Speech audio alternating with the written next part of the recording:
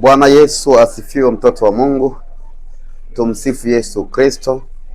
Kwa majina ninaitwa Pastor Emil Biarurema Birato. Karibu kwenye mwendelezo wetu wa somo la kushikilia imani, yaani namaanisha kile ambacho Mungu amekisema juu ya maisha yako. Bwana Yesu asifiwe. Ya video zilizopita ukiingia YouTube andika Pastor Emil Biarurema Birato, utaona video ambayo nimezungumza kwa habari ya kushikilia au kung'ang'ania baraka zako. Sikiliza nikwambie. Kung'ang'ania baraka zako namaanisha kwamba kuamini na kuzingatia kile ambacho Mungu amesema juu ya maisha yako binafsi kama Mkristo. Amini kuwa wewe ni mtoto wa Mungu na una haki ya kuwa mzima. Una haki ya kupokea baraka za kimungu kama walivyo watu wengine. Umeomba kwa muda mrefu, sijui unasumbuka na nini, sijajua. Whatever, chochote kile ambacho kinakusumbua na umeomba kwa muda mrefu wala haujaona majibu. Lakini nataka nikutie moyo urejea tena kwenye maombi kwa safari hii. Sikiliza video hii kwa ufupi, utaelewa kile ambacho kinaweza kutokea usipozingatia wala usipong'ang'ania imani yako. Bwana Yesu asifiwe sana. Nataka tuzungumze kwa mfano tu kwa habari ya kipofu kwenye sura ile ya Yohana, kitabu cha Yohana sura ile ya 9. Kitabu cha Yohana sura ile ya 9 na mstari ule wa 25. Hapa kuna habari ya kipofu. Alikuwepo jamaa mmoja ni kipofu tangu kuzaliwa tumboni mwa mama yake. Wanafunzi walimuuliza Yesu, hivi Bwana, kati ya huyu kipofu na wazazi wake ni yupi ametenda dhambi mpaka kuzaliwa hivi? Sikiliza nikwambie, 90% ya watu duniani wanaamini mtu akiwa katika hali ya udhaifu, wanaamini karogwa au katenda dhambi. Wakimwona mtu amekumbwa na nguvu za giza au anapitia jaribu fulani, wanaamini ni mapigo, kwamba kuna maovu ameyafanya. Lakini Yesu aliwajibu kwamba hakuna aliyetenda dhambi kati ya yule kipofu au wazazi wake, lakini huyu amekuwa hivi ili mapenzi ya Mungu yatimizwe ndani yake. Kivipi?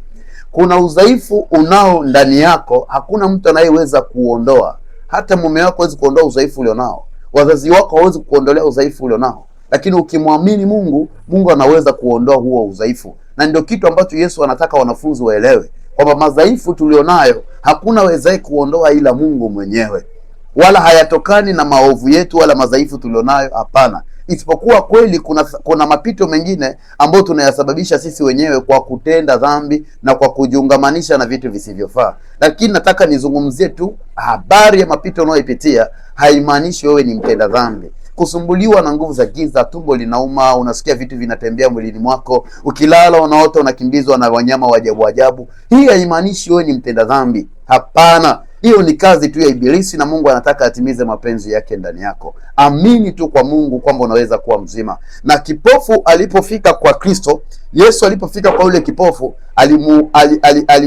alitema mate chini, akatengeneza tope, akampaka machoni kwake. Kitu kilichomponya kipofu haikuwa yale mate, ilikuwa ni kuamini kile ambacho Yesu alimwambia. Yesu alimwambiaje? Alimwambia, enenda ukanawe kwenye kisima cha Siloamu.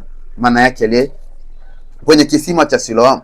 Alipoenda kunao, yule kipofu akaona. Sikiliza nikwambie, yaliibuka maswali mengi kwa wazee wa dini, yaliibuka maswali mengi sana kwa viongozi wake, na hata jamii nzima ilishangaa habari ya kupona kwake.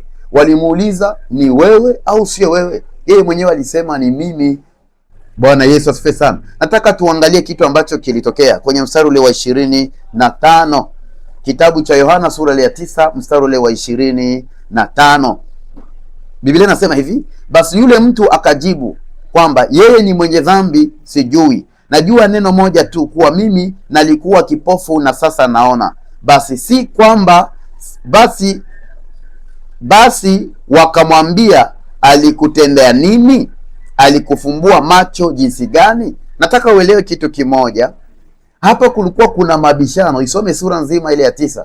Kulikuwa kuna mabishano.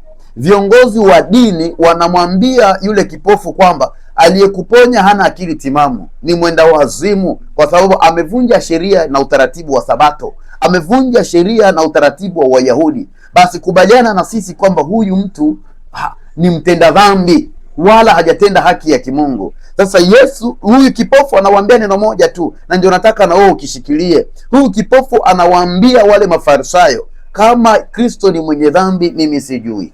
Sikiliza anachokizungumza. Kama Kristo ni mwenye dhambi, mimi sijui. Ninachokijua ni kitu kimoja, nilikuwa kipofu, sasa naona. Bwana Yesu asifiwe sana. Ni matumaini yangu kwamba unaweza kushikilia na kung'ang'ania imani ulionayo.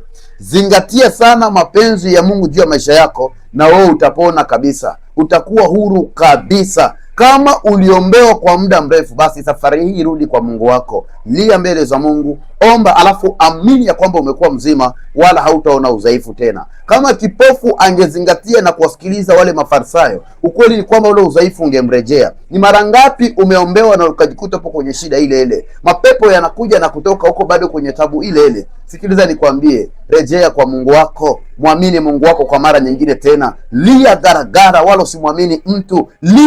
Lia, omba mbele za Mungu, utaona majibu, wala hakuna atakaye kuondolea baraka zako. Ubarikiwe sana.